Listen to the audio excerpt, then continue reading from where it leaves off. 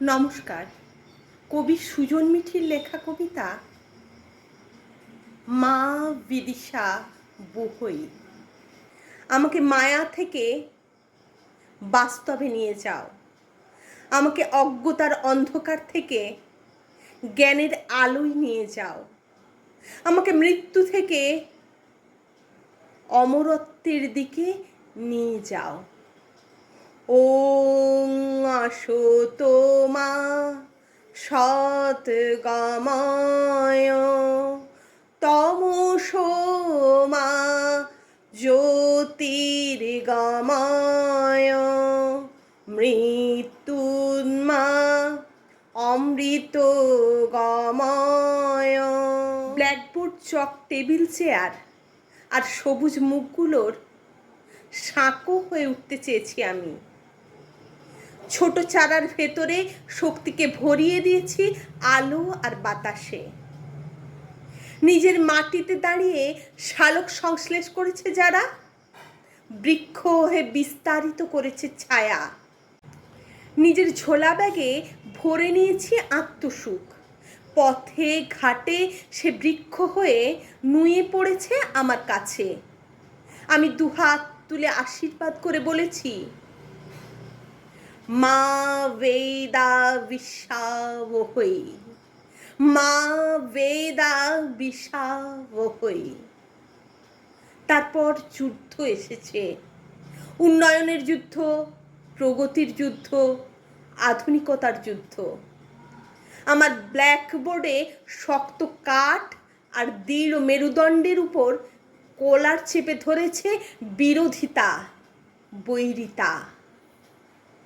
কখনো এ মাস্টার, কখনো চশংখোর, কখনো এত মাইনে আর কাজের বেলে ফাঁকি। আমার বিদ্যাকে তোলা হয়েছে নিলামে। 100 টাকার মাস্টার, 200 টাকার মাস্টার। আমার দৃঢ় মেরুদণ্ডের কলার চেপে ধরেছে সভ্যতার যুদ্ধ।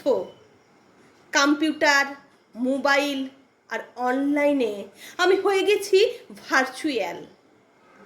তবুও অদৃশ্য ছায়াপথ পেরিয়ে, ফোনের স্ক্রিন পেরিয়ে আমি সাঁকো বুনে চলেছি। আমি শিক্ষক।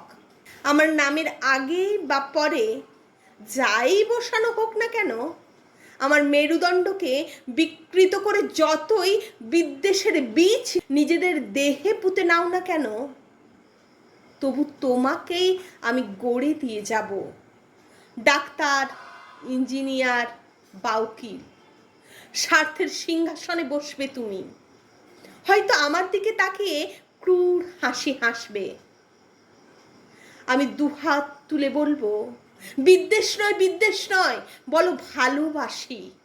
যদি কখনো তোমার সিংহাসন টলে যায়, যদি কখনো তোমার ব্রহ্মলব্ধ হয়, যদি কখনো তুমি আমার বুনে দেওয়া শক্ত সাঁকোটার মধ্যে দিয়ে ছুটে এসে বলো, মাস্টারমশাই, তবু আমি দুহাত মাথায় রেখে বলবো, শ্রীনন্তে বিশ্বে অমৃতস্য পুত্রাহা মা বেদ বিষাবহৈ, মা বেদ বিষাবহৈ।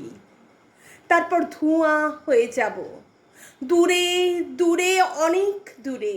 তখন তুমি শুনতে পাবে তোমার ভেতরের মানুষ নামক অনুভূতিটা বলছে, অসতো মা সদ্গময় তমসো মা জ্যোতির্গময় মৃত্যুন্মা অমৃত গময়। নমস্কার।